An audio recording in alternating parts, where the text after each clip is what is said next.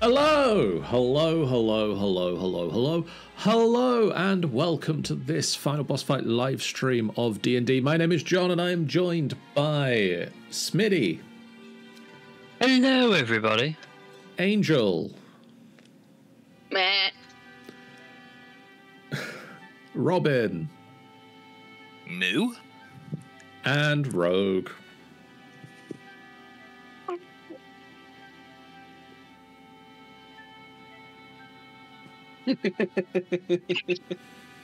I have no idea if that actually got picked up on the microphone or not. It didn't. No, but your laughter did. It was a crow noise. And we are here to continue playing Dungeon of the Mad Mage.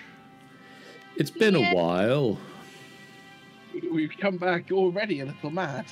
A series of events have occurred that meant that we have just sort of missed like a month and a half of gameplay. So we're eager to get back into the game and see what is going to happen to this crazy cavalcade of characters. Last time you attempted to make your way through the dank, dreary Slitherswamp, where you found a temple of the Bullywugs. Or at least that the Bullywugs had taken over. You weren't the first to attack, but you certainly finished the fight against the Bullywugs guarding the temple. And upon entering said temple, Toya was beset by a Bullywug assassin named Torbit. Besting him, you made your way further into the temple and found an altar carved with serpents in the surface, and you found a red tapered candle in a hidden compartment in the altar. As you picked the candle out of the altar, a pair of Yuan-ti abominations apparated in, formed out of smoke that just sort of coalesced into the strange snake-like creatures. And they attacked you until you defeated them, and they turned back into green vapor. And you decided to take at least a short rest within the temple as you decided what to do next. As a quick reminder, this statue at the north end of the temple appears to be a large winged snake statue that has had dried mud piled upon it in an effort to make it appear to be a frog, sort of. Oh, yeah. And a series of poor quality carved offerings and worthless stones are piled up around the statue in sort of a vague attempt at veneration of said statue.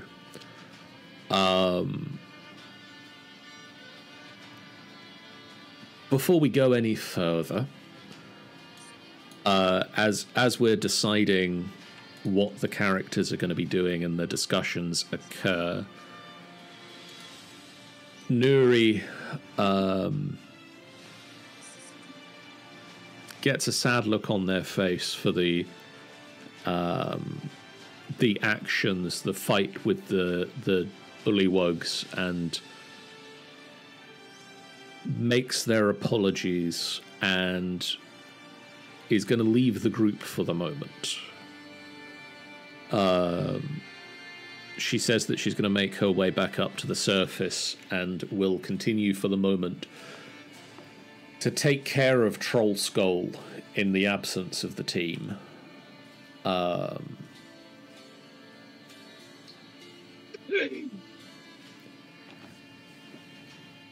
And now I'm going to bring us over to the map screen and say, what would the rest of you like to do in this time?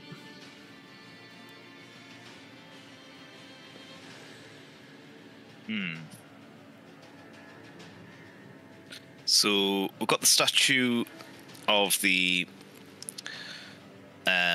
Yuan-ti there. Is that right? That's been turned into the frog? Yes. And that's an altar, or is it a sarcophagus? Sorry? That is the remember what you altar. said. Right. And that's where we got the candle from, isn't it? Yes. Do we have any idea what this candle does? You do know that it is a candle of invocation dedicated to one of the Yuan-ti gods. And I believe that you had identified what a candle of invocation does. So for the sake of remembering these things, I will... Right. In my notes, I have it as Spooky Candle of Seth. Mutual even alignment bonus candle. They can also cast Gate. Oh, For the sake of slightly more notes, It's the important notes. when the candle is lit, it will burn for 4 hours.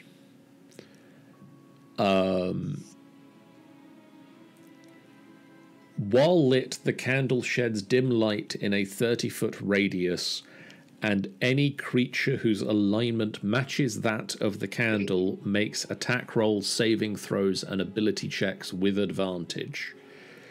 In addition, a cleric or druid in the light whose alignment matches the candle can cast first-level spells that they have prepared without expending spell slots.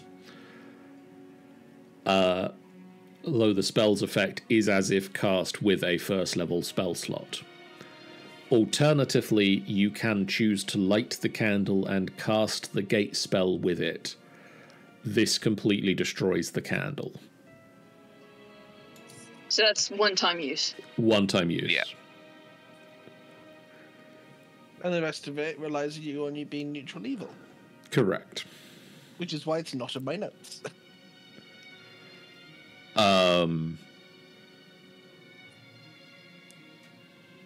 You can extinguish the candle and use it in chunks of time up to 4 hours. But yes, as none of you are neutral evil, that element of the candle is not overly useful. Right, Nefera? sorry, what's up?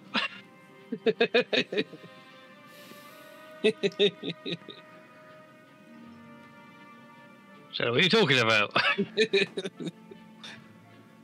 Just holding a sword that's just ominously whispering.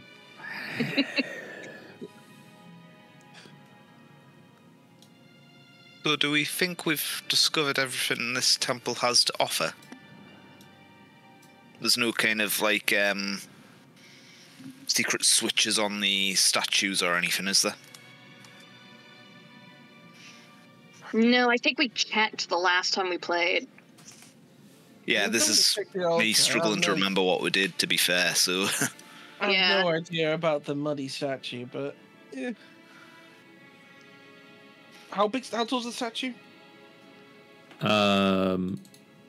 It would be... I'm gonna go with like 5 feet tall. It's a pretty decently sized statue. Oh, okay, so about my height. Basically, just gonna start like pouring at the statue and like rubbing the mud off, looking for switches. Yeah, Okay. I'll help with that. Make me an investigation check with advantage because you've got assistance. You do a pretty good job cleaning the statue, and you are confident that there are no hidden compartments or switches within the statue. Sometimes, what time to get that 20? But you do I have think a that- very clean statue. That's definitely a mud. The muddy guy. Definitely a mud. It was, wasn't it? Yeah. Oh, well. So, just for the record, is anyone else here annoyed that, we killed a village? Because for the record, I am.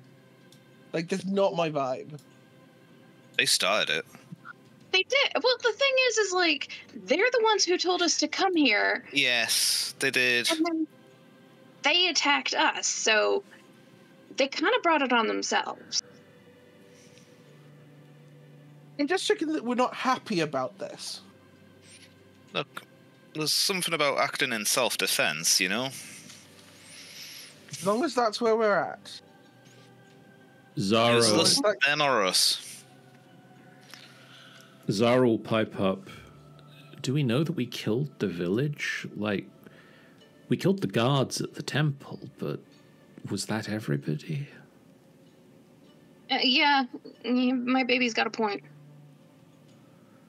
So are we going to go and find the village and then kill them? I'm not saying that... that's not what I'm saying. I'm just saying we maybe did leave some of them alive. They're definitely not going to be nice to us now. Well, maybe they shouldn't have started it. I don't know if they were ever going to be nice to us at all. There is that too. Well, no one's beaten up on Steelheart, on what I can tell. So might as well get out of here. Lead on. Yeah. I'll stick to the shadows. Oh, it's Everyone wet. follow the 8-foot-tall, scaly meat shield. It's wet. It's wet. Oh, You think I'm 8 foot? I'm only 7'1". Aw, so kind of you. Wet. It's wet.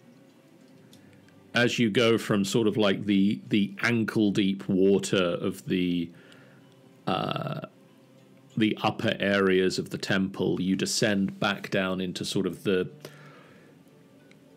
high hip waist water of the Slitherswamp itself, and you begin trudging through the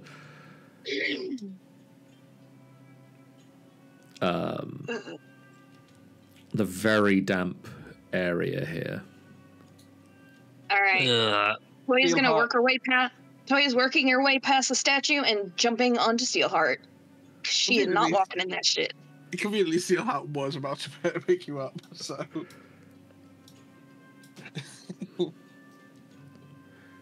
So where is the 8-foot-tall, scaly one going? Let's go this way. First, I remember what we learnt in this chamber here. We Which got a chamber? map. If I'm over here, because I remember we came across a guy with a map, or like a description of the level. Could you ping where you were talking about? Over here. Over there. That you had found a 3-forked passageway that rose out of the swamp. You'd taken a brief break there. But someone had mentioned something about finding like a map or a description of the area when scouting. You had found a map that showed that space. It showed a dry patch of land around here.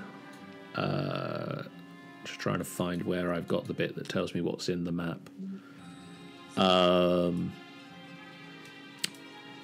It showed a little set of ruins down this general direction.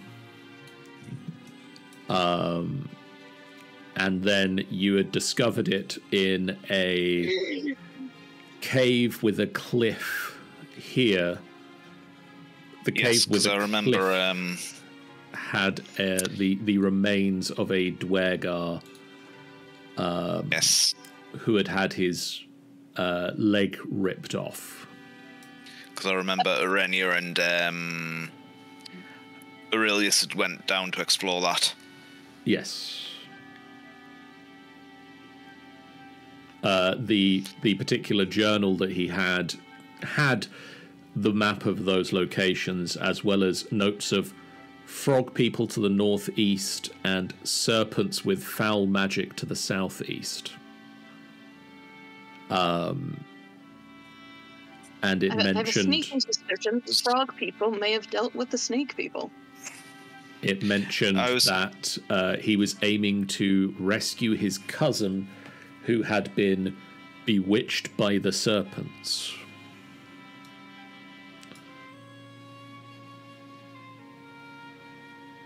So we got ruins to the southwest, we got snakes to the southeast, an angry village up north. I guess I see a village to the northwest. I think I can see the outskirts of this village to the northeast of here as well. Again, I stand by. They started it. Oh no, you're right. I was going to say, we don't need to tell them that there's been a fight. I'm sure they'll figure it out whenever their assassin doesn't come back. Well, possibly. Oh. What's our plan for approaching this village if we're heading to it? Are we just walking in like we own the place, or do we want to be a bit more stealthy about it? I say we walk in like we own the place. I mean, what are they going to do? Attack us? I agree with the hydrophobe. I mean, I'm a little loath to go in and... What's the value of just mucking up with a bunch of frogs? The whole value was to do something in this temple, and they never turned up.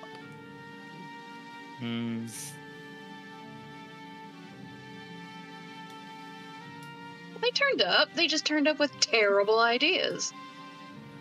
Well, no, it was the people who were here were meant to come. I was going to say, weren't they in there already? No. Oh, yeah, they were. But I don't want to be the bigger person. That's boring. Sometimes the boring thing to do is the right thing to do. You say that like I care about the right thing to do. I work for a god of death. Fair point. It's like I am legitimately working for a god who's like, I don't care if you kill them, just make sure they stay dead. Maybe we should just see if there's... Maybe we should just try and find something we can eat down here. And make a decent camp. So I don't know about you, but a nap in the temple ain't really going to do it for me. Anybody want frog's legs? I mean, the giant frog legs are probably good eating. And there's a reason the French love them. What are the French? You don't want to know. I mean, if we're struggling for food, when we get a bit stronger, I might be able to learn something, do some research into getting us a constant food supply. Do you want to go ahead towards those ruins and we'll catch up? We're going to be a bit slow with big... compared to you on your own. You talking to me there? Yes. I mean, I can do.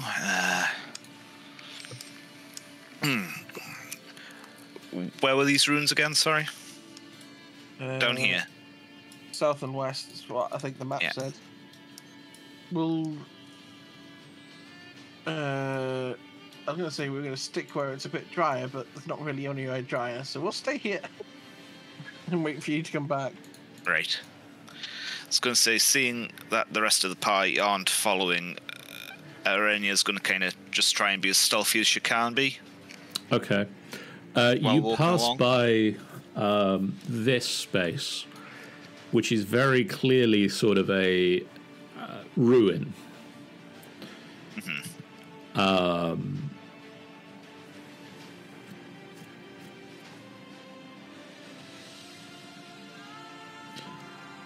Which you can explore or leave. Yep, I'll go have a little wander in. What do I see? The water maintains its height within this space. Unlike the other temple, this doesn't raise out of the water. This has clearly fallen into it. The interior walls are carved with carvings of snakes, fanged mouths, and open ophidian eyes. And just as you enter, there is a large black stone statue of a masked, hooded male humanoid dressed in leather armor, clutching a dripping dagger in each hand, and centipedes crawl over the statue. Like actual centipedes or stone carved Actual centipedes? From the looks of this. Yeah, that's gross. Sorry, I know Toya's not there, but just personally, centipedes. Ooh, there was carvings on all the walls, was there? Did you say? And yes. And the armor and weapons on the statue, are they part of the statue, or are they actual arms and weapons that have actually been... they are part of the statue. Yeah, okay. Make me a religion check if you'd like to see the details of who the statue is. Not my best stat, but 12. You're not sure. You can see as you look up at it, there is water dripping down from the ceiling, and that is what runs down the arms of the statue and drip off the daggers. That looks like the poisoned daggers, but the is just water dripping from the ceiling.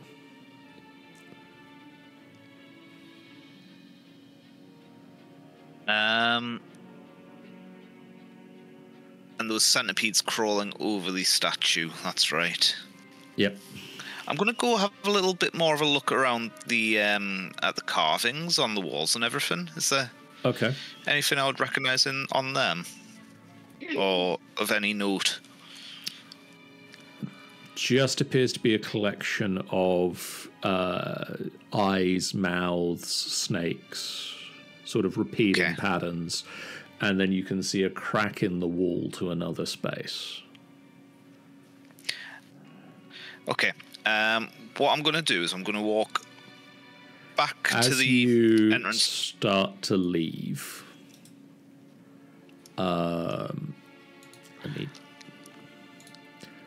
A humanoid figure drifts through the wall.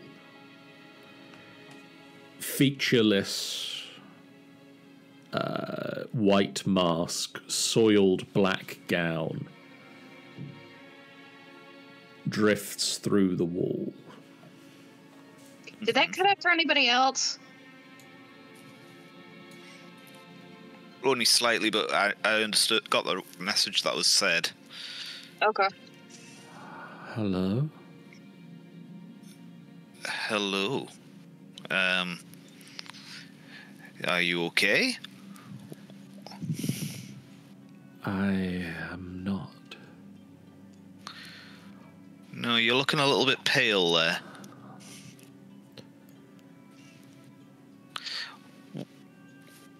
What happened here? What is this temple for?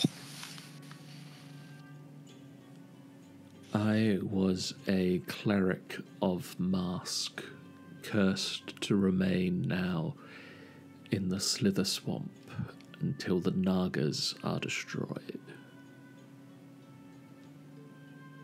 The Nagas? What are the Nagas?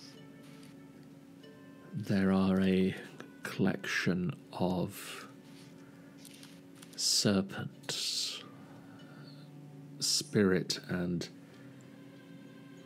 bone creatures. I could the skeletal show you serpents. Yes, please do. Maybe we should wait for the rest of my party, though. Yes. Bring them. And she turns and hovers back through the wall. Did you seriously look at a ghost and go, "Are you okay?" Yes. I was biting my tongue, so I didn't say anything over your scene, but oh my god. Arenya's just going to wait outside the temple for everyone.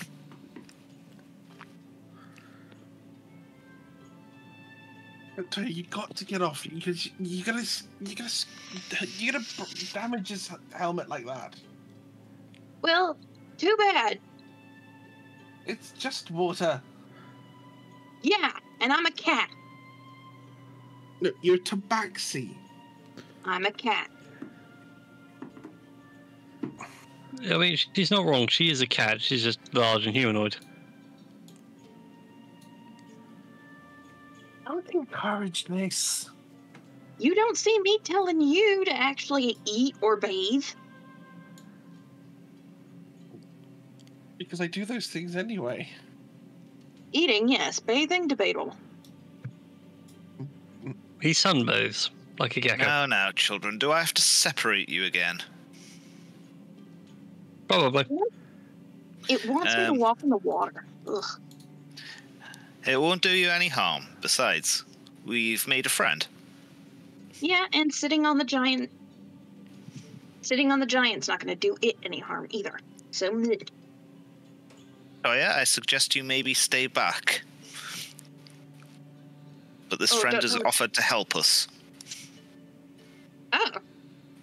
And Arenya's going to walk into the temple again and kind of say, "They're here."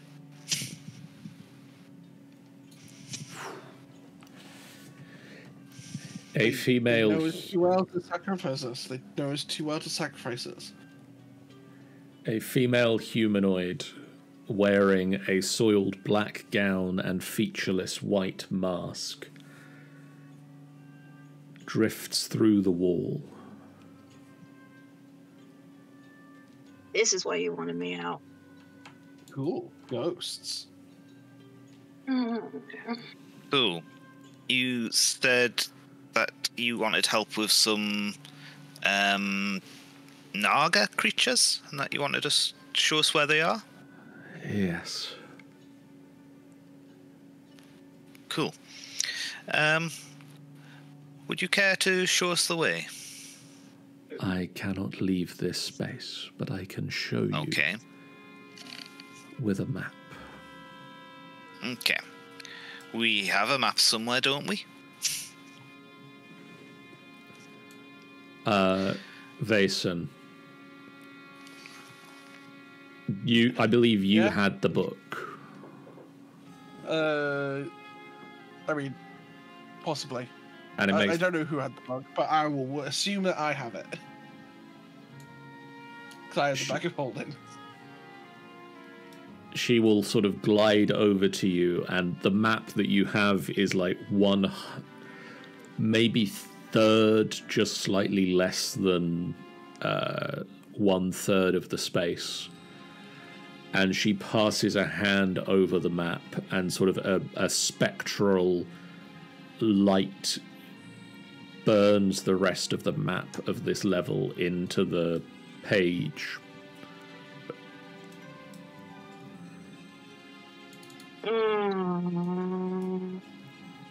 You see a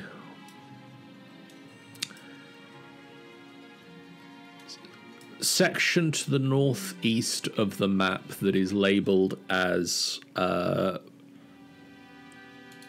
Black Tongue Isle, which is what you've seen as the sort of the edge of the Bullywug village as you passed by that space.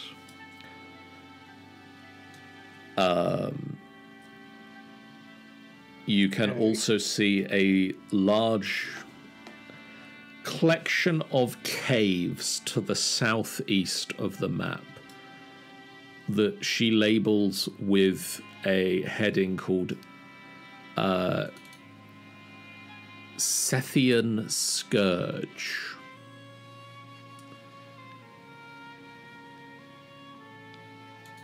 Well, they're not being very original with their naming conventions, are they?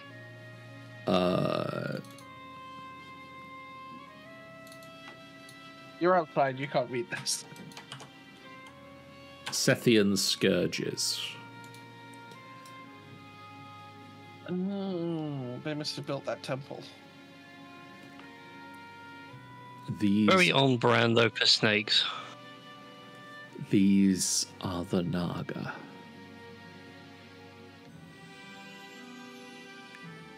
And if we kill them, you will be free?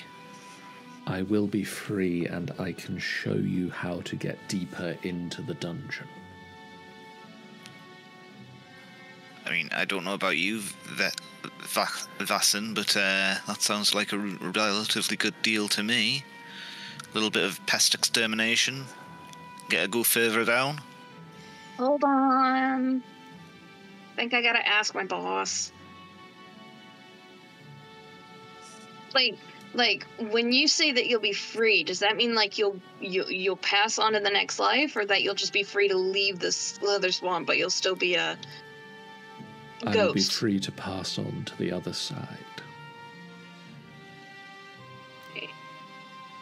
And what exactly do we need to do?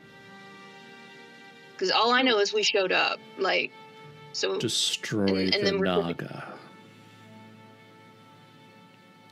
Yeah, I'm gonna have to talk to my boss, because don't get me wrong, I have no problem destroying the Naga, but he might have like a line about me committing genocide to free a undead creature. Which, is it your fault? I've just gotta ask. Is that okay? I feel like this conversation should have been done via telephone via Nefera. No, right?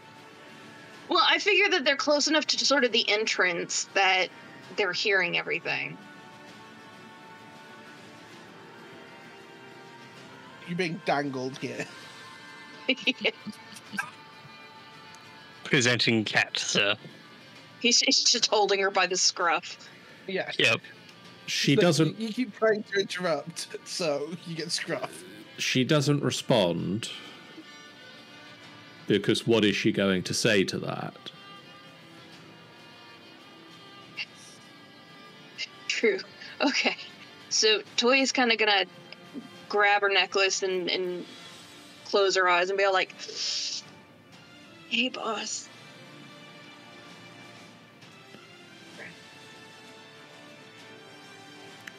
You don't get an answer. You don't get a verbal answer. Not the time for you to be moody. But you do get the feeling that ghosts are supposed to pass on to the other side. Well, yeah, I know that, but she wants us to commit genocide so she can do it. Does that still count? I mean, genocide might be a bit of a leap. What are Naga? What's the check we do for that? Because, I out of character know what a Naga is, but other than maybe eating one once, I'm not sure Vason knows what one is. Well, the thing is basically she's of the opinion that if they're smart enough to build a temple to their own gods, then they're sentient enough that if you have to destroy a whole bunch of them, it's probably genocide. Roll me a Arcana check.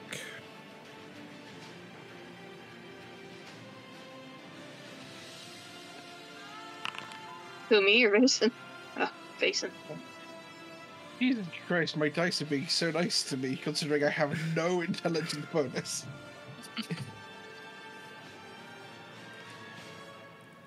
You would know that Naga are giant snake creatures. Mostly a humanoid head upon a fully snake-like body. And that there are, with an 18, there are 5 major subspecies of Naga. Some of them are friendlier than others. And that's about what you get for an 18. Okay, wait. So we had a temple. Toya, I think we're going to be good. It's a temple. There was a temple with Yuan-ti and a snake god. These people clearly work for that snake god. Right. And the candle that was in there was an evil candle.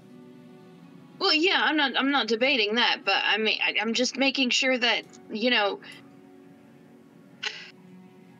Okay, so she wants us to kill.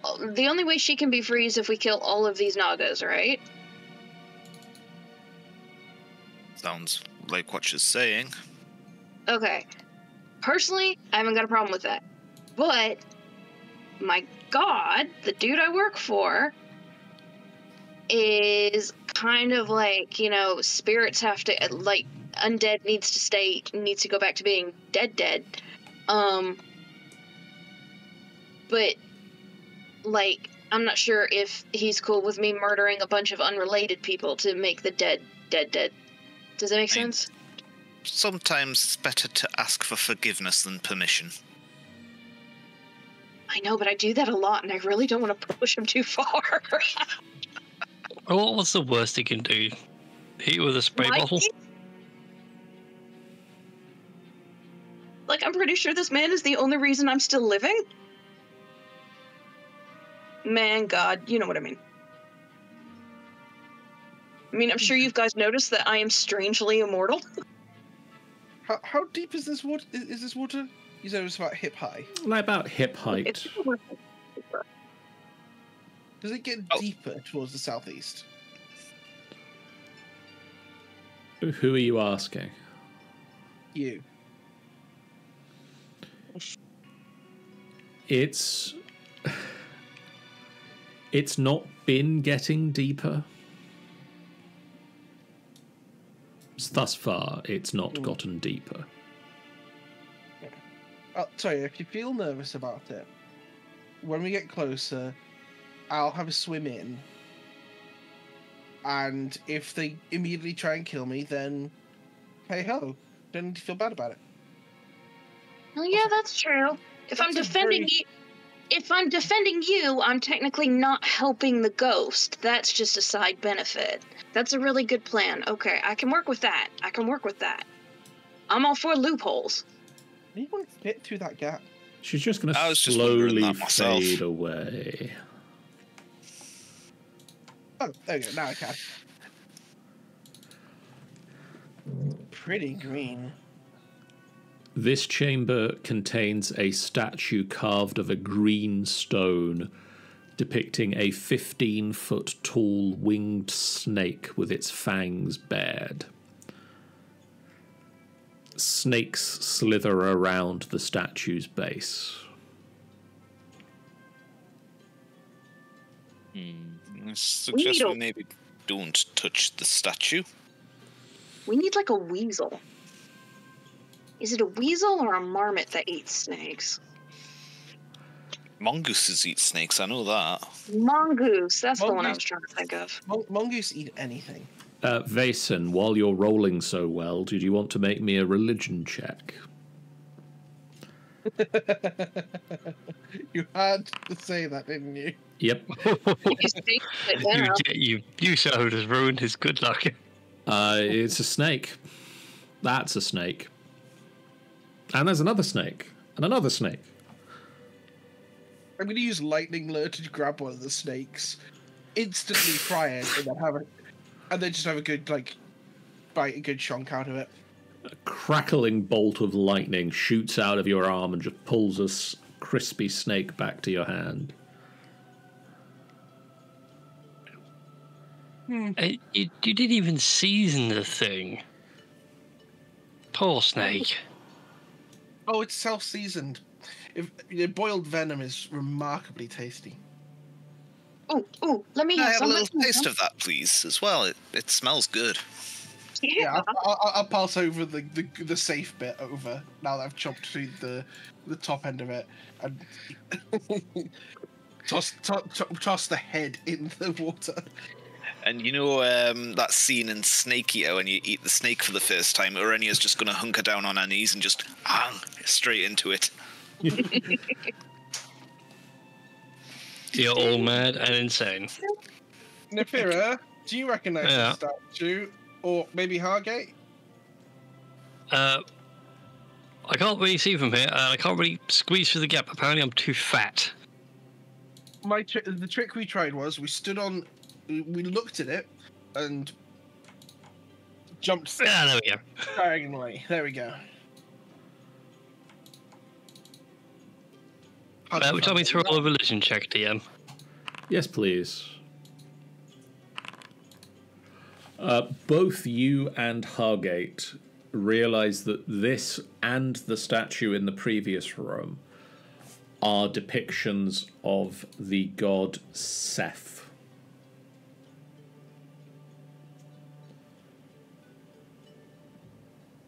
Is that like a right bastard? Like, I don't know much about Yuan-ti gods.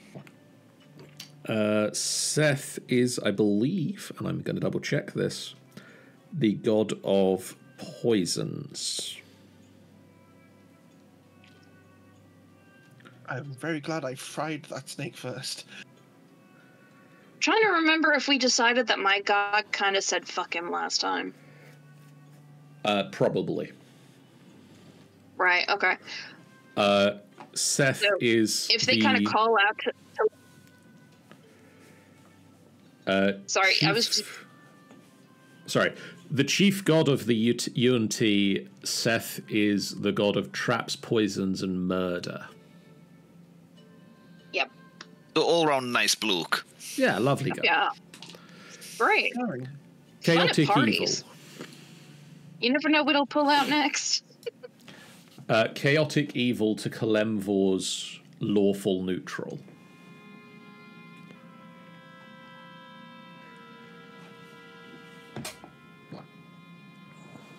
Right. So I might actually be able to pull this off anyway, because my boss kind of hates this guy. So we might be in the clear anyway. That's always good. It is a good thing. Do you think this statue's covered in snakes because it's just they're attracted to it, or is it like a trap to protect something?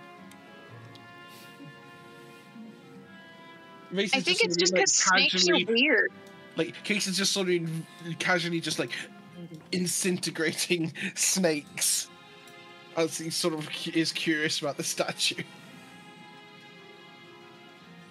I mean, to be perfectly fair, snakes are weird anyway. Maybe it's just because snakes are weird. If you went with snake, if you went with distrust anything that's weird, Toya, we'd both be in trouble. Do we know what the statue's actually made out of, apart from some sort of green stone?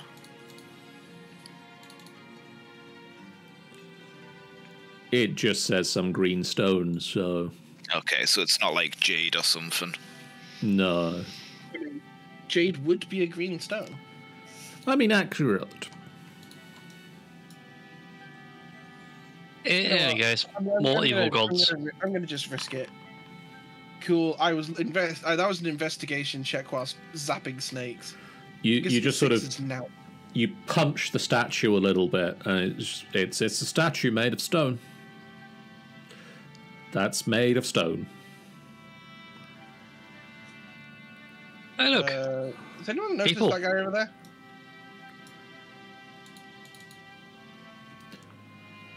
You see a pair I see a guy over there. You see a pair of drow warriors, a male and a female, that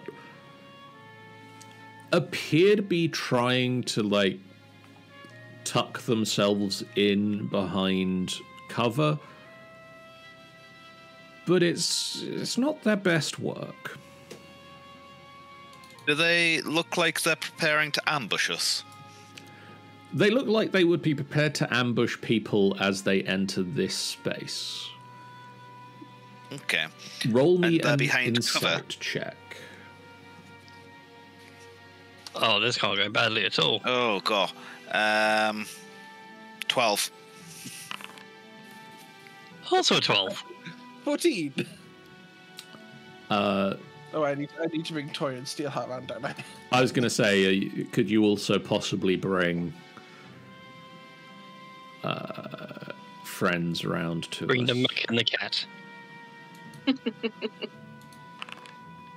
The cat. Bring forth the Roomba. Vason, you alone from this distance notice that there's a strange sort of glassy-eyed, faraway look on the drow.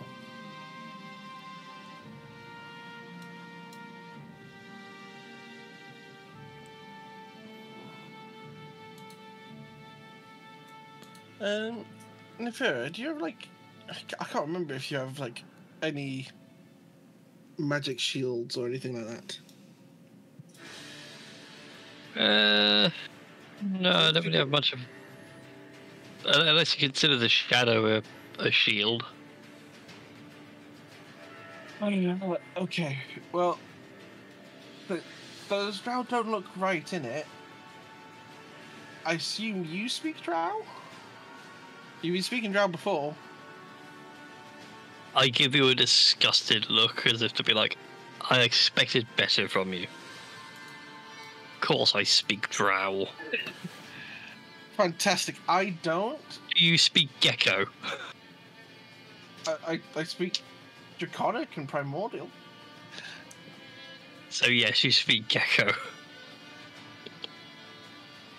Next time we're up against a gecko, you can call them that yourself.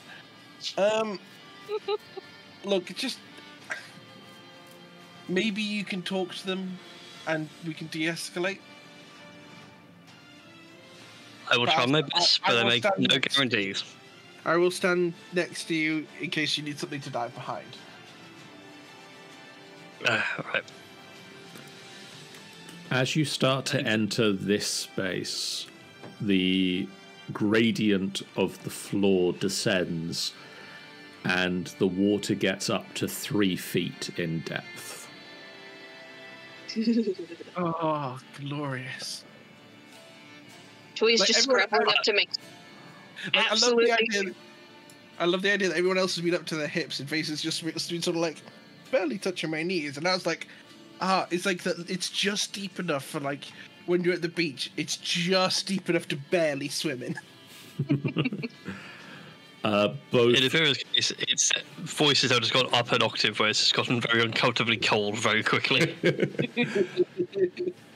Both of the drow pull out their bow and arrow and knock an arrow and aim it, one each at the pair of you.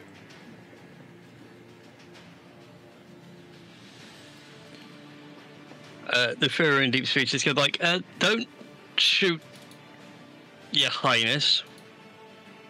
Not you, slave boy. Keep your mouth shut. We come in peace. We're just kind of exploring down here.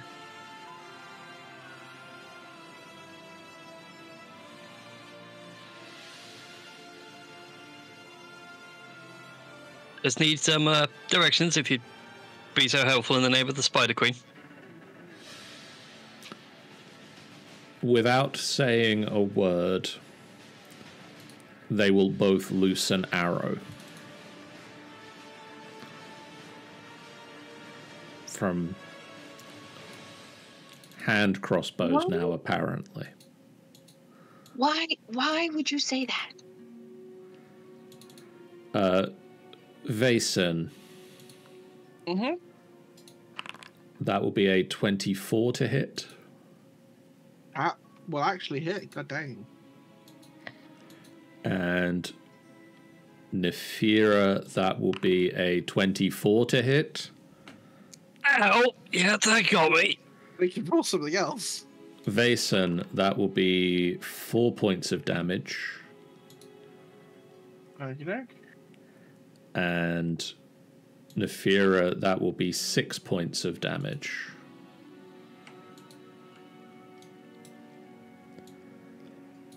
And I'm gonna say, could everybody roll me initiative, please? Y'all. Ugh. God, I rolled a 2. I rolled a 16. Initiative. Dirty 20. Cost me. Oh wow, a lot of us rolled quite well for that. Oh wow. 18 to 19s on the board. Guess the dice are in a good mood tonight. Would you like to roll for Steelheart? Oh yes, good point. I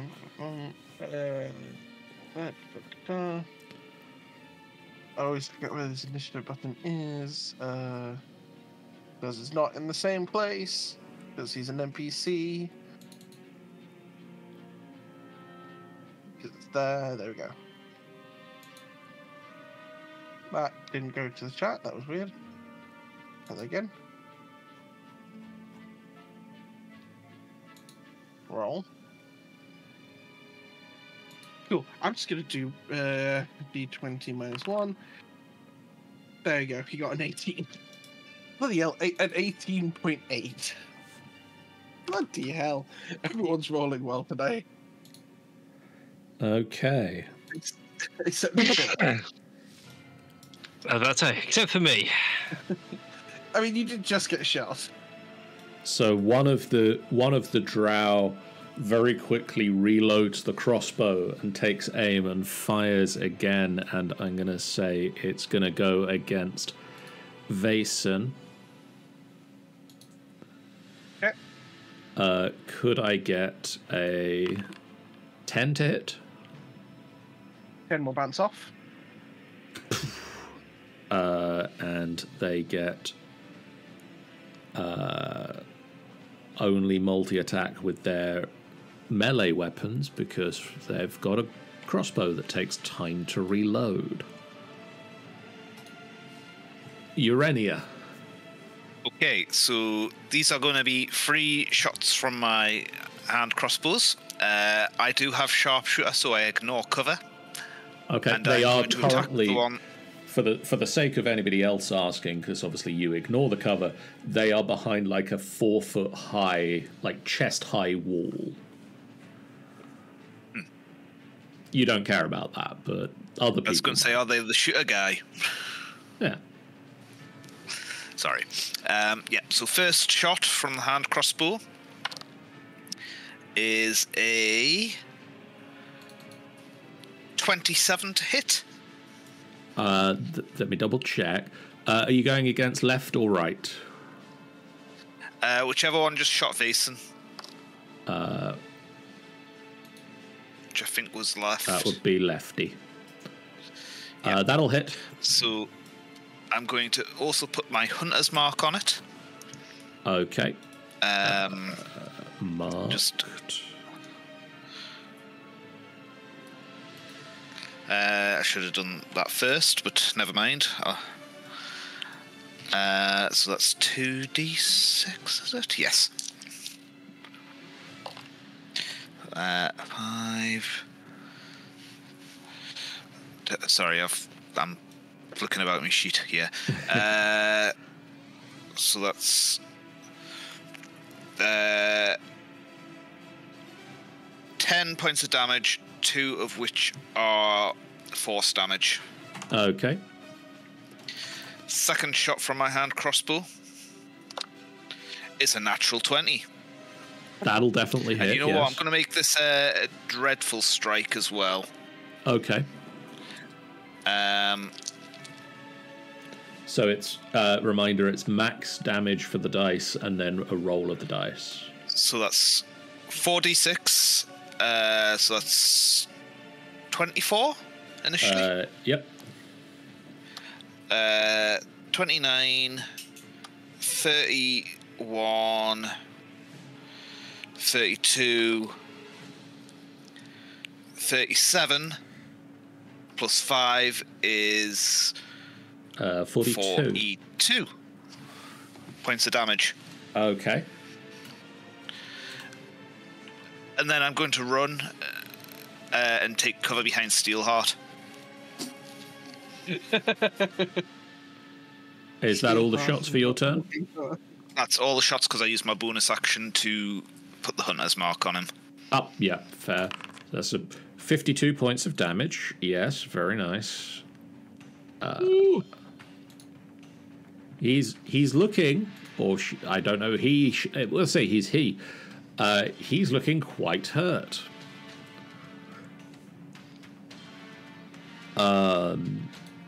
Hargate is going to move a little bit forward. 5, 10, 15, 20, 25.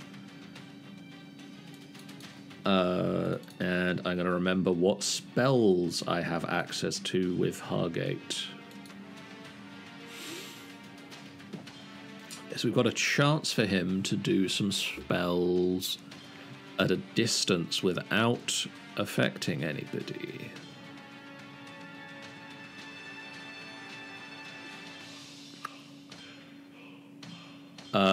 We're going to use a Scorching Ray against the right one.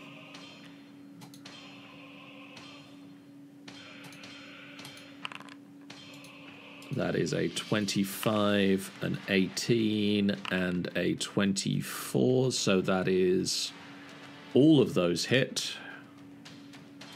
So that is going to be 66 damage.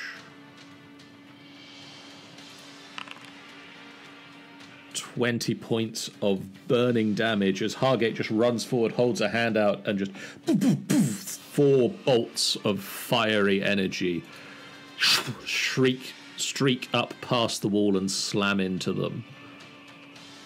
Toya. Okay. First, I'm going to enter rage. Okay. And then I'm going to use my feline agility. Yep. So, how far does that get me again? So that will double your movement speed for the turn. Right. You have a walking speed of 40 feet at the moment. Okay, good. So that will get me here then. Okay, cool. Because that's 75. Okay, cool. Wrong button. Why are you not? There we go. Okay, so I'm gonna get right here. I was gonna say, does that water not count as difficult terrain?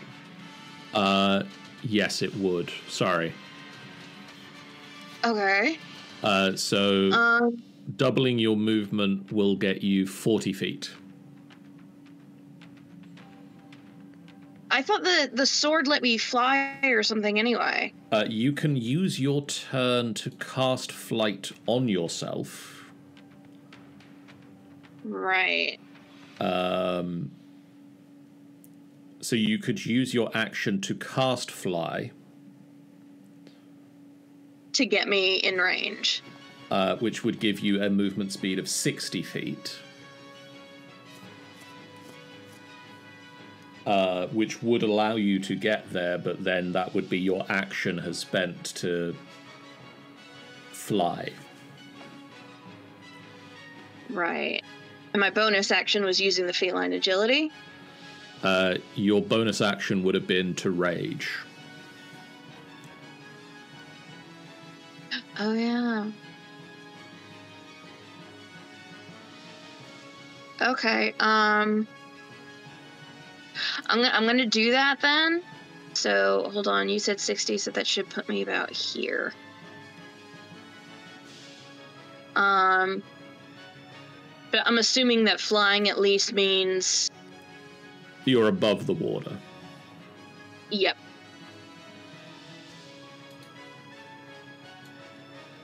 I guess that's all I can do then.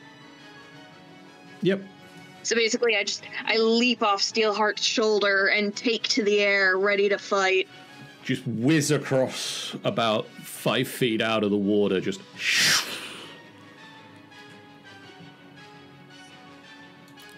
Steelheart. Learn to fly, bitches! Wait, Steelheart is going before me? Apparently.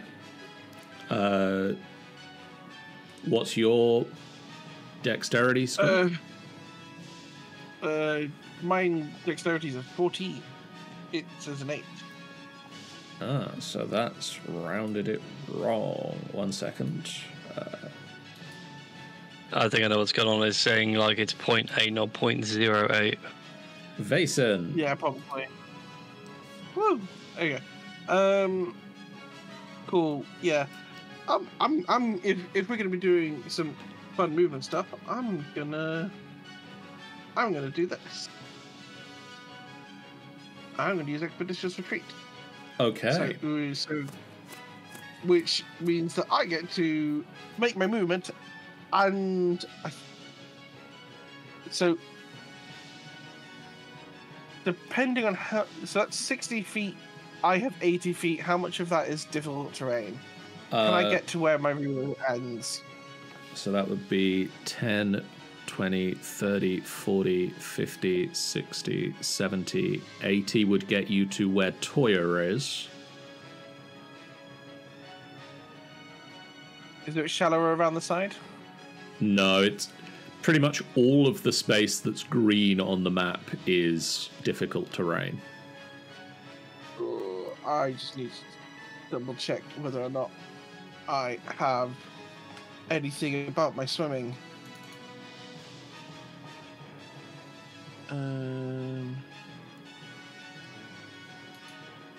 If you have anything that lets you ignore difficult terrain. No, sadly not. That doesn't already use a bonus action. You know what? Fine. We're just gonna pretend that didn't happen. We're gonna use a different bonus action. Actually, how far can I get? I can get to one. Either way, I still can't reach anything.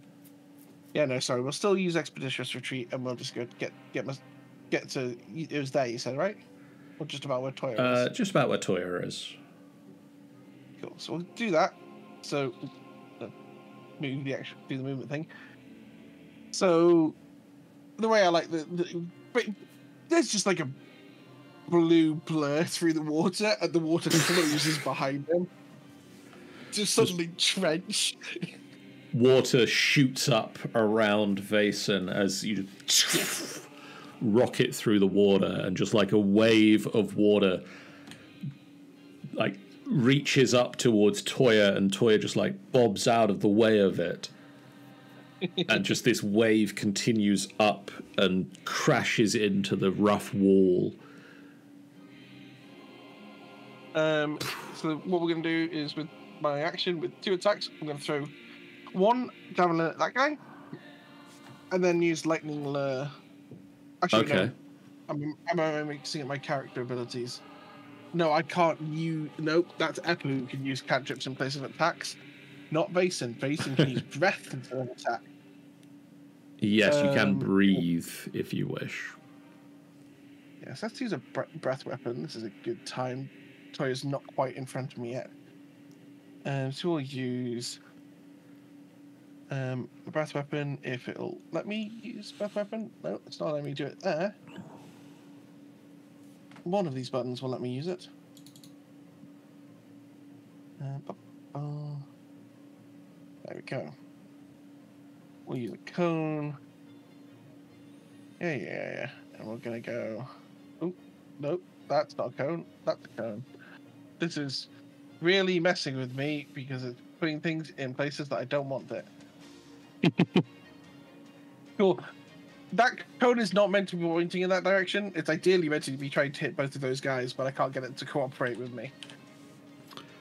Let me see if I can get a cone. Was it 15 feet cone?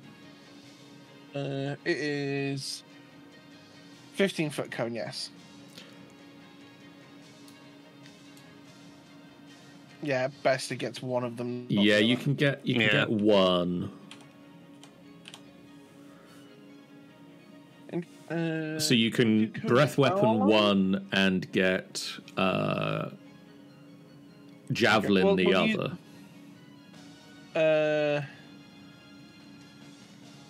Well, let's start with the javelin.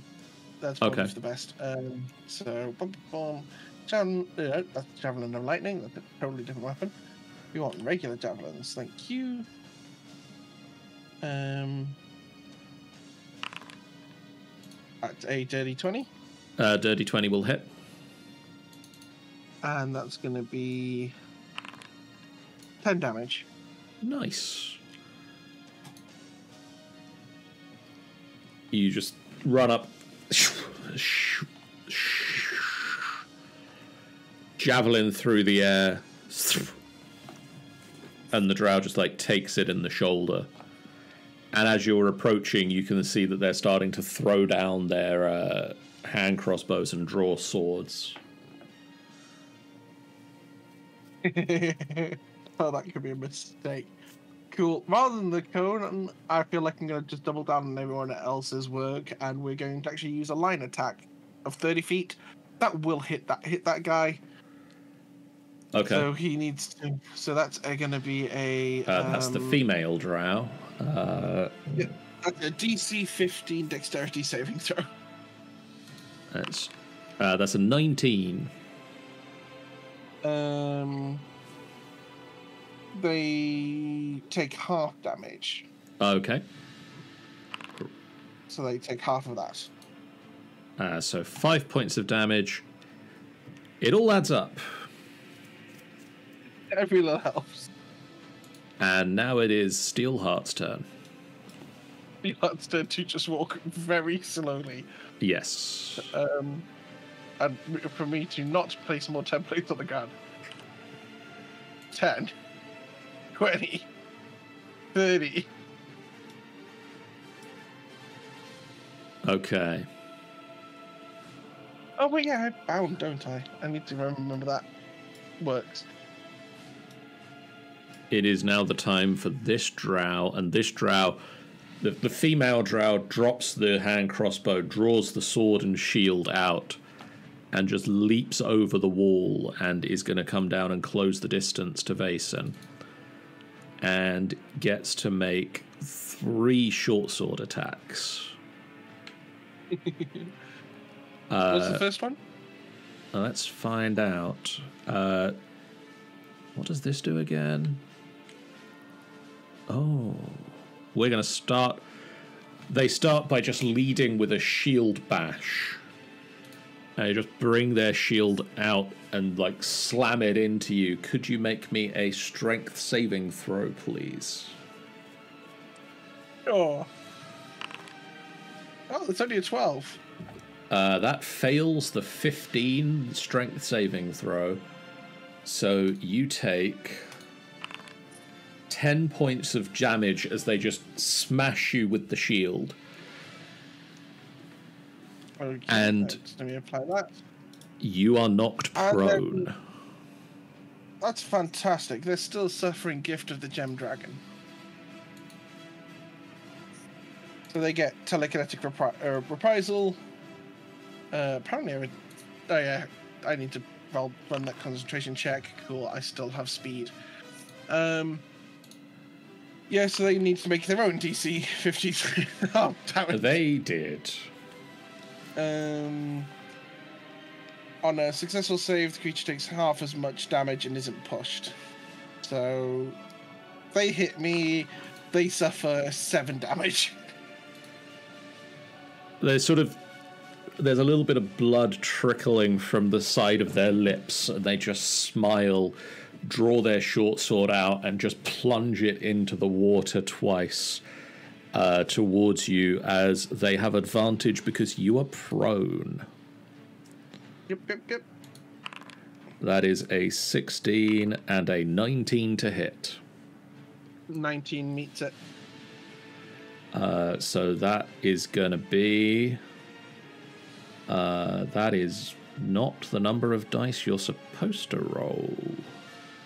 Let me double check that this short sword has been set up properly. One moment. This drow is about... when it gets to... If this drow is still alive when it gets to my turn, they're going to understand a whole new level of hell.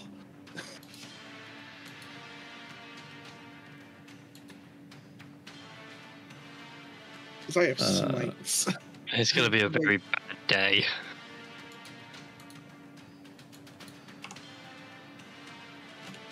Unfortunately, I had a plan, and now Steelheart's standing next to me, which kind of ruins that plan. Oh, I'm sorry. That's all right. I was going to do the thunderous step. I mean, you can take one creature with you, right? That is 20 points of damage, some of which is poison, if that matters to you. I have no vulnerabilities or immunities to that. Okay. Another concentration check. Passed it. Fantastic. It is Aurelius's turn, and Aurelius is going to 10, 20, 30 move forward. And I guess we'll try and see if he can do a spell. What does Frostbite do? Okay. What's the range on Frostbite? 60 feet. Is he within 60 feet? He is not. So we're going to get just a firebolt. And that just hits.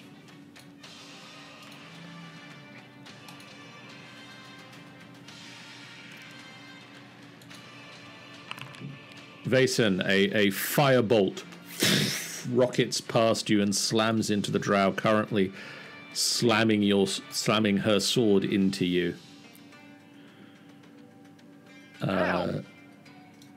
Zara. Sorry, let me try that again. I need to just take a mouthful of water because I am underwater right now. Zara is also I have no idea if that came out on microphone. Rush up, and what's the range on your spell? 60 feet.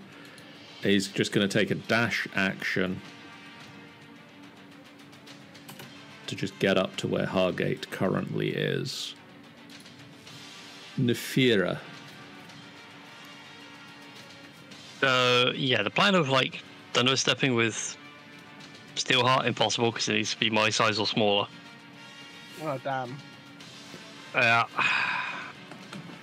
mean, I guess the other question is, do you care about hitting Steelheart with Thunderous Step? Do you no, but I try to avoid it if I can. Steelheart can take it?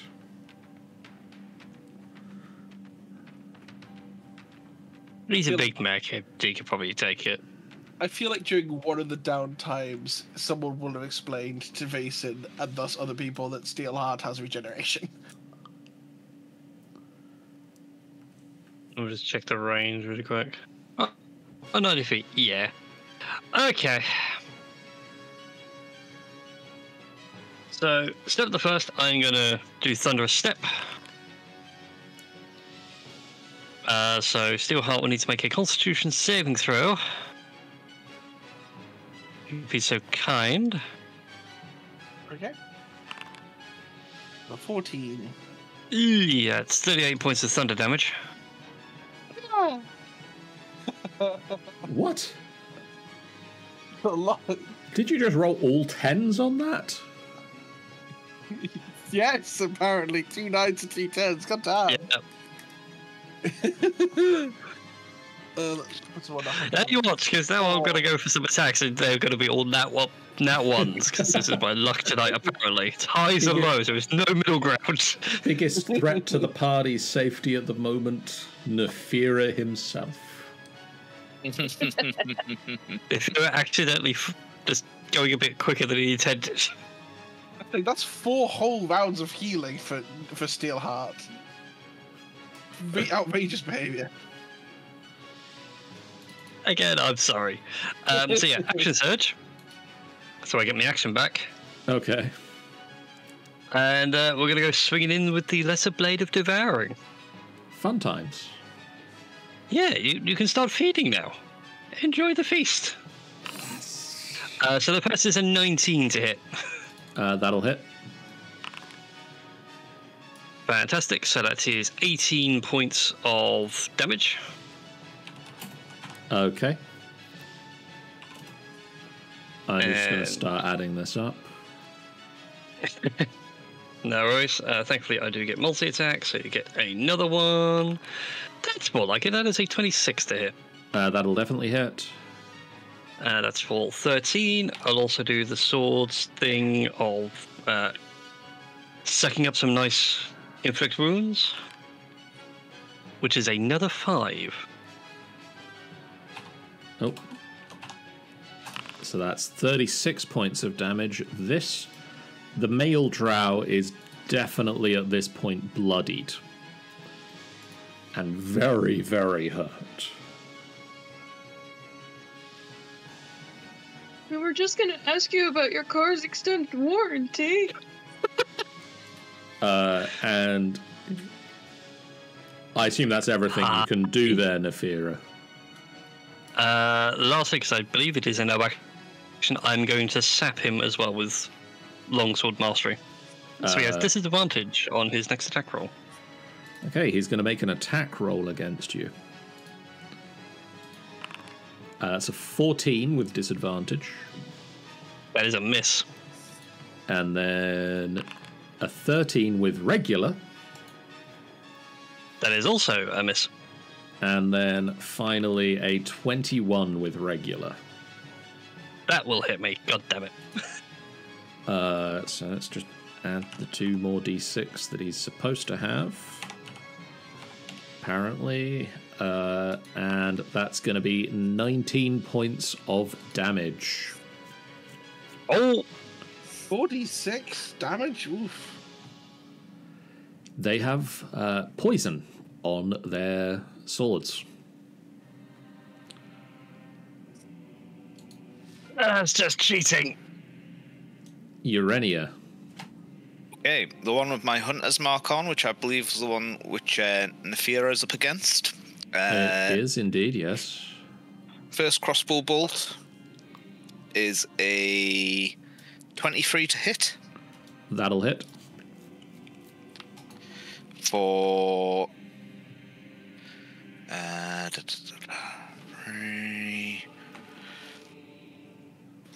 12 points of piercing damage. Okay. Oop, drop my dice, hang on. He's looking very hurt, but he's still standing.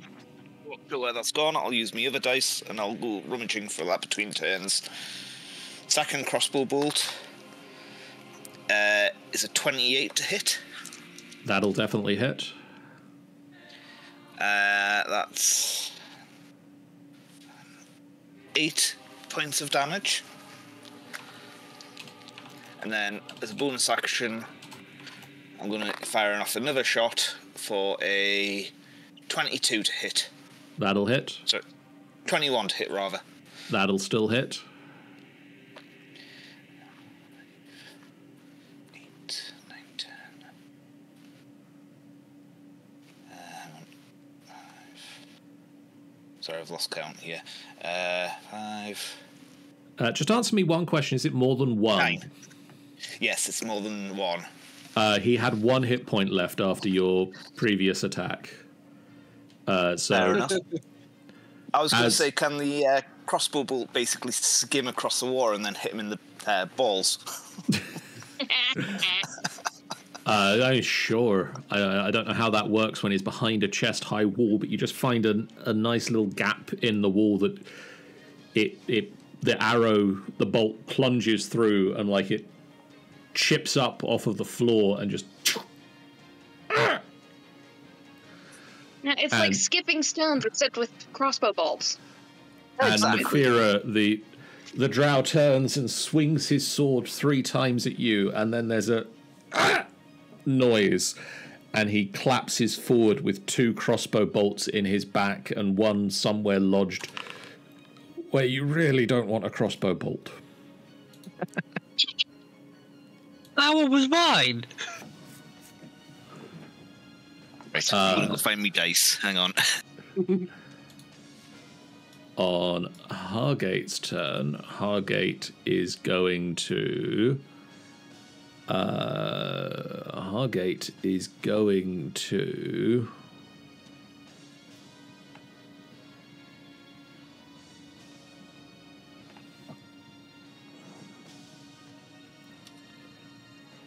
Found it.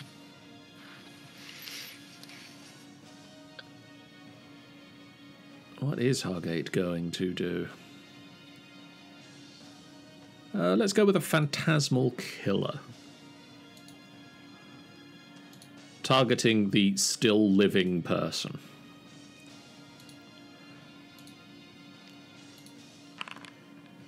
Who just makes the wisdom saving throw. On a success, they take half. Can we recruit this drow?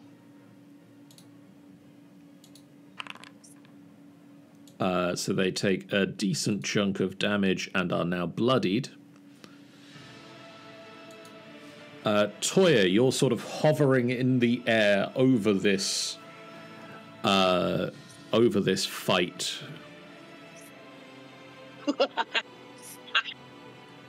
From I'm curious. If gonna hover over him and drop with her sword pointing down. Roll me an attack. Does that count as flanking since I'm underneath this drow and Toya is on top of this drow? Sure, you can have advantage for positional flanking.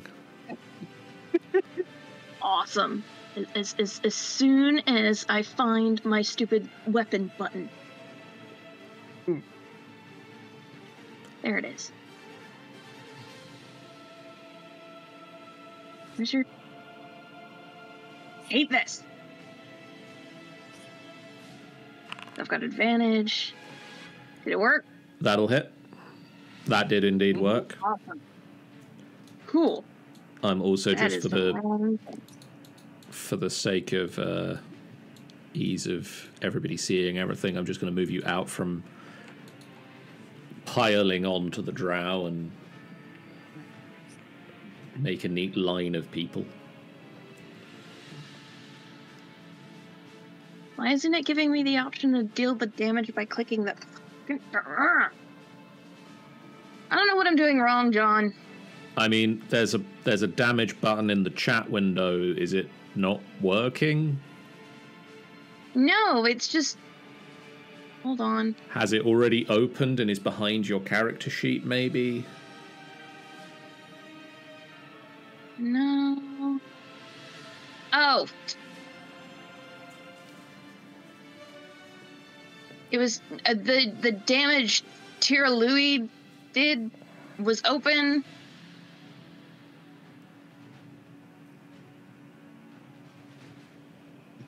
What's my bonus again? 'Cause I'm raging, and this is my first attack, first hit.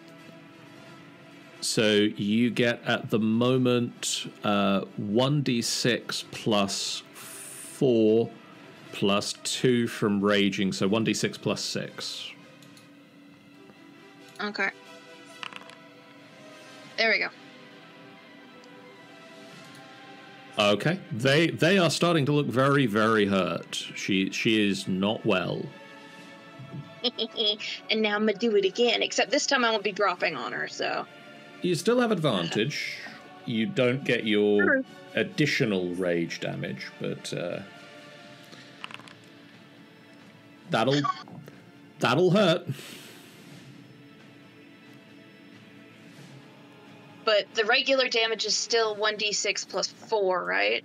So you get a plus 2. Oh, plus 2. The 1d6 plus 4 you get once per turn. Right, okay. Sorry, I misunderstood. Got it backwards. Okay. And then that'll be everything you can do, Toya? Yep. Vason. Just stab up.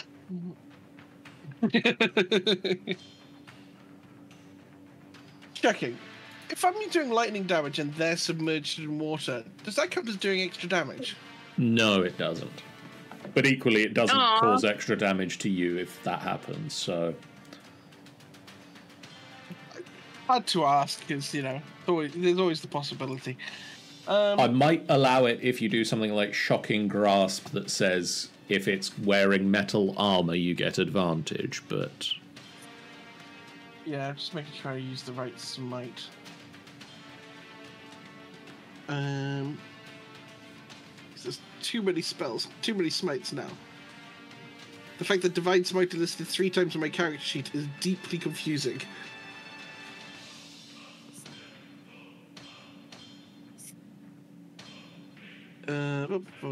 Which is not right.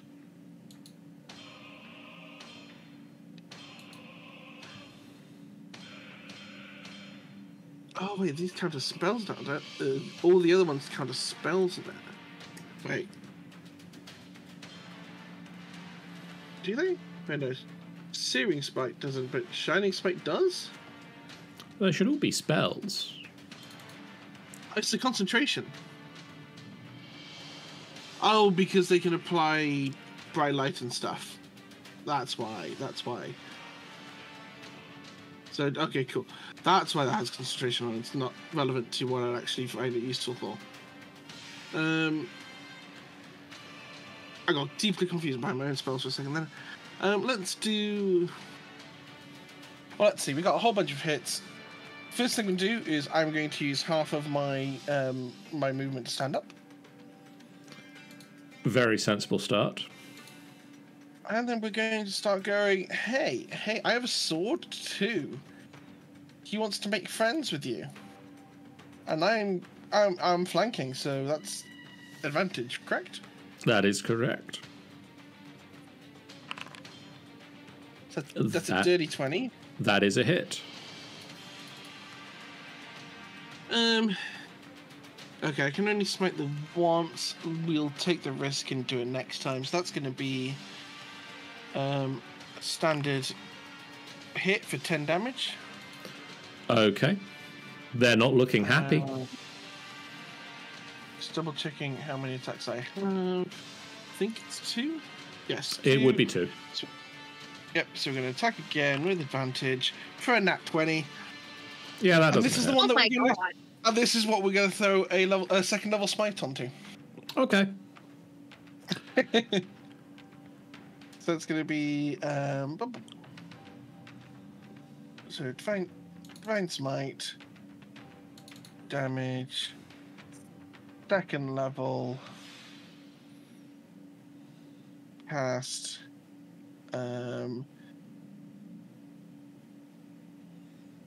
Okay, because it's so in this case the situational awareness is the 3d8 for it being critical plus another 2d8 for my sword being made critical, so that's 8d8 damage from the smite alone, and then no, you don't double the number of. Okay. Okay. Why is it so many d8? Because you should just be rolling 4d8 and then 4 maximum size dice. You're entirely right, so I forget that's how we do it here. So that would be, well, what have I got here? That's 8, 13, I'm just gonna 24. Get rid of this.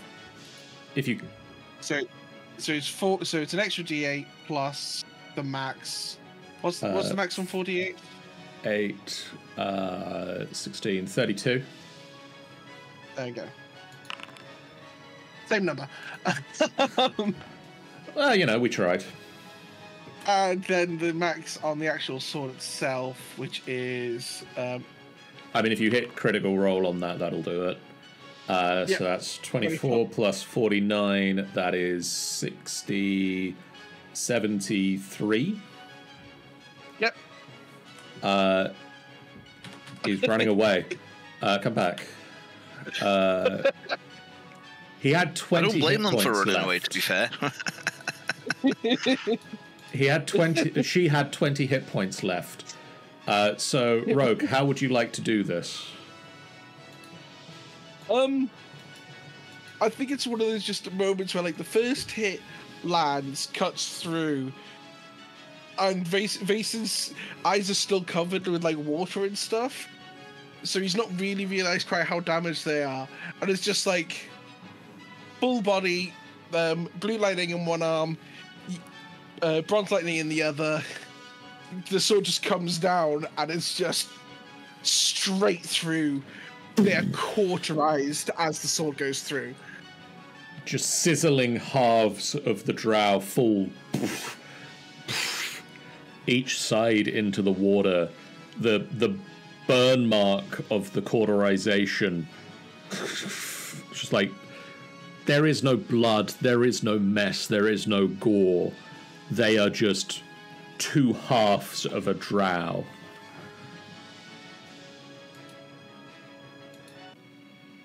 Oh, I got them. Oh, I got them. Well done. Oh, so much That- for trying. Was messy. That was gross. I'm in the water again. You are actively flying.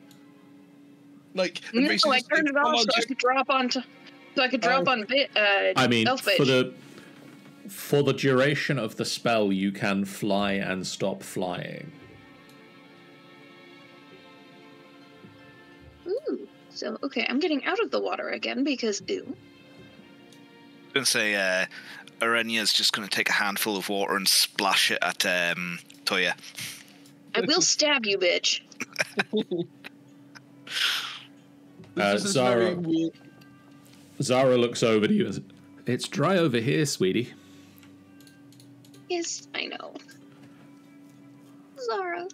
And she drops her flight to just drop into Zara's arms because she's just like that.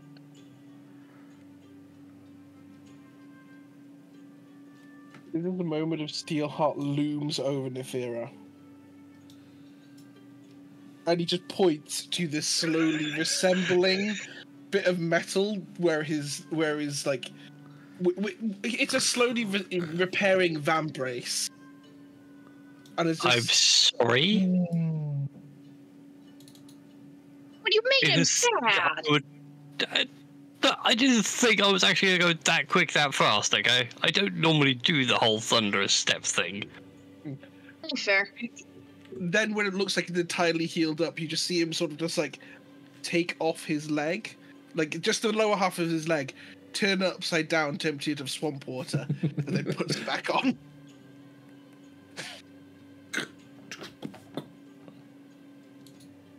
Yeah, you and me both, big man. I've got water in places that are very uncomfortable. Oh, but I'm being unreasonable for not liking the water. You are actually trying to avoid the water. I just take it on the chin, or in this case, my boot. In fairness, the water was in him. Double standards. No. Calling you out. So, more drow. Who'd have guessed? I mean, I'm not, Okay, You so had here's encounters the- with drow in the past? I'm not the Let's happiest about not mention spider goddesses this time. Who were eating their people and enslaving them and transforming them. it. Actually, one moment. I just need to. I mean, it's just a thought, but it could be that they think that those guys thought we worked for the psycho spider lady. I hate to tell you, don't. that the entire culture works for the chaotic spider lady. I thought the chaotic spider lady was like a bad guy to them because she was eating them or something, or transforming them into spiders, or laying her eggs in them. I don't know. I can't remember. It's been a while. Depends. What's the DC on a religion check to know about Eliande? Or the nice drow god? The nice drow god? Yeah, I was gonna say what. I'd say that's That's why I'm quite like- high. Even my D&D know parents like, there's a nice one? Mason doesn't know. I know. Out of character, there is the Moon Dancer. I forget how her name's exactly pronounced, but she's one of the daughters of Eliestra. Oh, yeah. yeah. Eliastra. She's like neutral good at best, but like she's one of those ones who like for drow who want to escape. You can come and you dance in moonlit glades and whatnot. Very popular. I'm assuming that's what Drizzt or whatever he's called worships. I don't know. I don't know enough about Drizzt to say, but I know that like she's a thing that exists. Because I was going because ages ago I wanted to make a drow blade dancer, and that felt the most undifficult way to bring them into the party was have them not worship Lolth.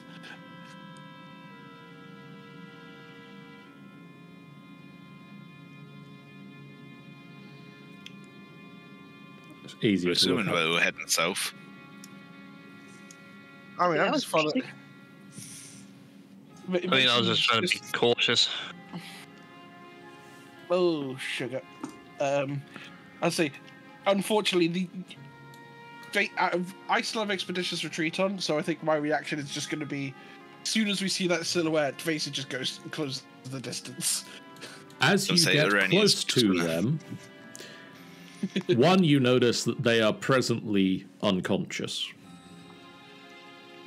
Two, as you close the distance towards them at lightning speed, you notice that they are manacled to the wall.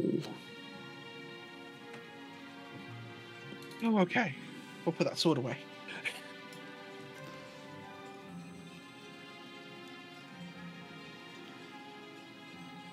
And you can see two other sets of manacles that hang empty. Straight. Did we just kill prison escapees? Oops. We may have. Why we tried? Possibly. We tried to talk to them. Yeah, Arrhenia's going to go over to this prisoner and just slap them across the face to wake them up. Damn! What? I'm the voice of reason in this situation. Oh my god! I'm not like talking like massive full-on slap. I'm just like, like gently tapping them on the face rather than. And that's what you say. You don't say slap, because I'm getting visions of Yuan-ti just backhanding this poor bitch. See, you were thinking that. I was thinking because of the way we got Circus on Steelheart was going to do the slapping. If it's any consolation, Arrhenia's not that strong. In Elven, the drow opens their eyes in Elven, apparently. In Elven, this male drow opens his eyes and says, Are you more thralls of the snakes? Do I look like a thrall? Do you understand, Elven? In response, no, we're not thralls of the snakes. Goodness gracious, give a veteran party a bit of credit. A shame. What happened here? My name is Zerk. I was able to resist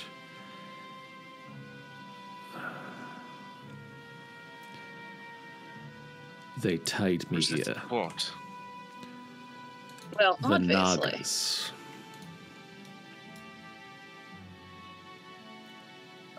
So a drow captured by Nagas, automatically disgraced, therefore can't go home, probably needs help and a place to stay on the surface. Good summation? Could do with just being released. I will leave you alone. Leave you. I want to make an insight check on that. How do we keep adopting drow? Because there are 10 on the insight check. He seems to be speaking the truth. Oh. He has has no allegiance to anyone here. And no reason to necessarily dislike you. I know your type can be tricksy bunches, but I'm willing to take you at your word. Damn, just drag him after he's been hanging on the wall for who knows how long. Jesus. So are we letting them go? I can exchange my freedom for some information. Okay. Someone please translate. I don't speak Elven. I was going to say, Arenia's just going to kind of try and unmanacle him. Wait, before you unmanacle him. Now you say that, I don't remember. Oh no, Nord does speak. Oops. Okay, so ignore Toya's reactions.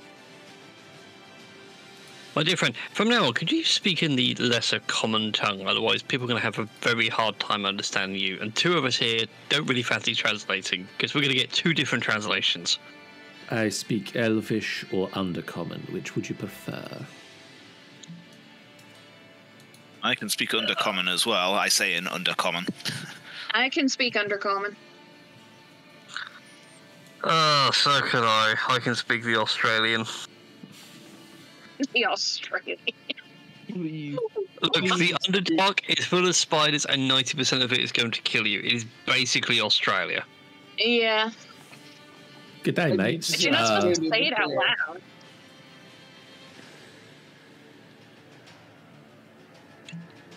Good day, mate. Put another shrimp on the barbie. He switches to Undercommon. Oh, Ruth, here we go. East of here, you will find a number of thralls to a pair of spirit Nagas. They have a spa of some sort.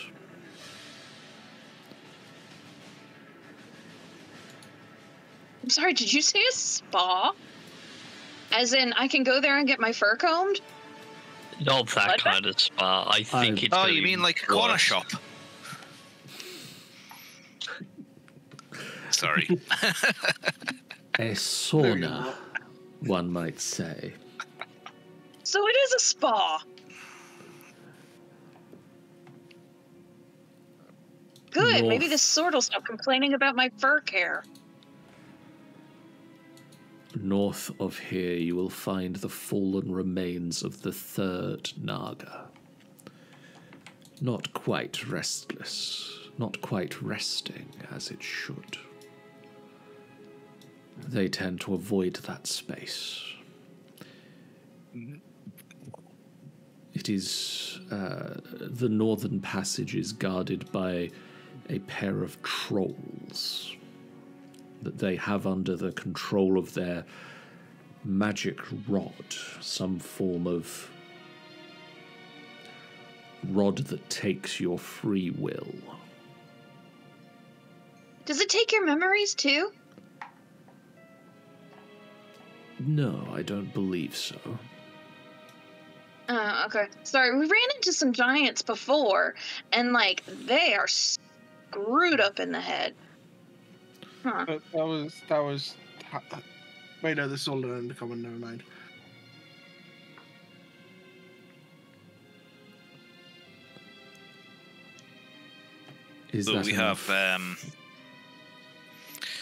So we have the spa to the east, where the thralls of these spirit Naga are.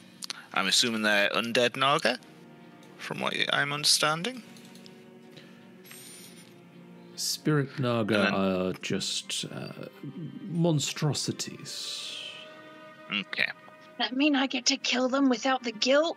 Yes. And then we've got a third Naga that's dead and guarded by trolls to the north. That one is undead. Okay. It's gonna be dead when I'm done. Well, Toya, it sounds like you'll be able to let rip. Yes. I mean, that's good enough for me. This poor Drow's like, what the fuck? Is that good enough, or shall I stay hanging from this wall? Dude, he let you down. Did you not notice? No, I was stopped before he did. Okay, let's get him down. She was reaching for the manacles, and then this other... Okay. Easy enough. You unlock the manacles, and Zerk is going to just leave. When you get topside, head for a pub called Trollskull. Also, if you see a couple of dead drow bodies, it wasn't us. We found them like that.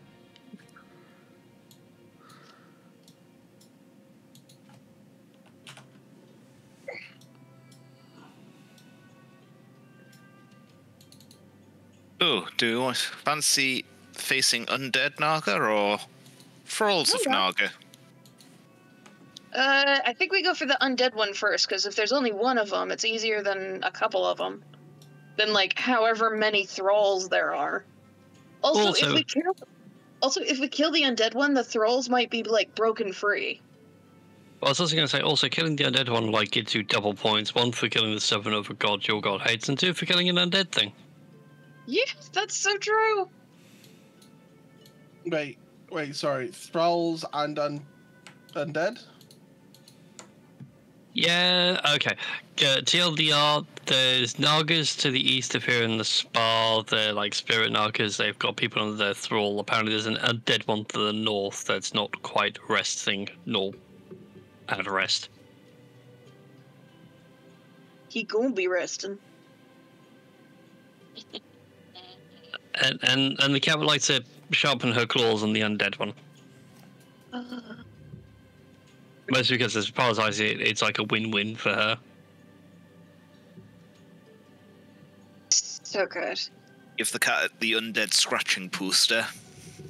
Pretty much. I mean, they don't really get a chance to complain. I did just have a thought. Surely if you hit the undead Naga with your sword, you'd eat the Naga, right? Me? No. The Furious sword. I mean, it's got to be the killing blow. Oh, okay. And she's a little bit starved and hungry, which was why I was kind of annoyed earlier.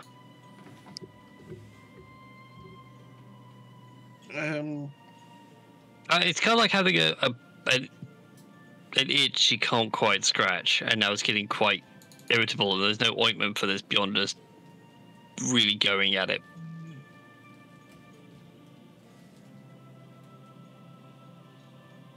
That is a description I never knew I didn't need. You know what? Worst case scenario, you can't actually kill the ghost thing, and we have to deal with it later. Actually, no. That's probably a reason to go after the other ones first. Well, no, but that's what I'm saying. If we kill the undead Naga, like the one that's in charge, we might be able to break the thralls, and so the other Nagas won't have like an army protecting them. It'll just be them. Oh wait, the undead one's in charge? We don't know that for certain. Oh, please. You don't think that the undead Naga isn't in charge of the ghosty Nagas that aren't actually ghosts? Come on, Ghost, guys. undead, same thing. It's just different packaging. I'm not the smart one here. Stop making me be the smart one. I don't like it. It feels icky. I think Toya needs to be the smart one more often. No, last time Toya was a smart one, they got a boat stuck on a roof. I must have missed that one.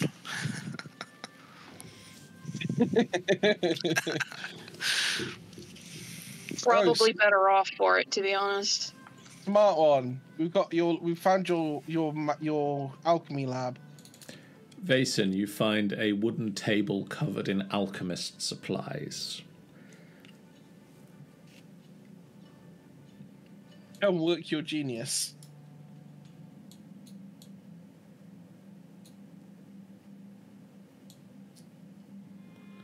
More seriously, is there like any obvious potions that are useful?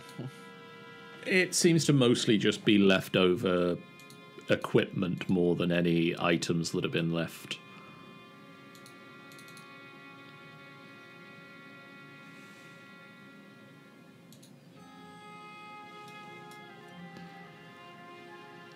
Urania and Toya and all of you have gone around the corner at this point.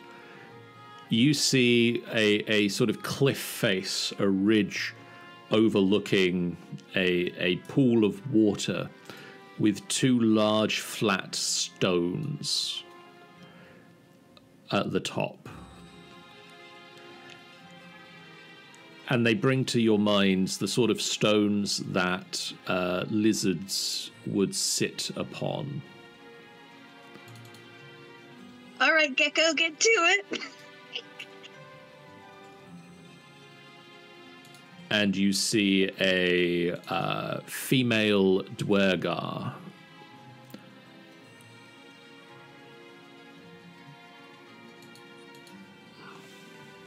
And I see something else.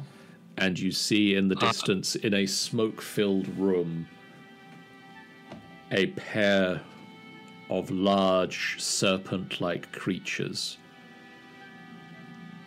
who at this moment sort of start paying attention to the strange small humanoids that are coming round the corner.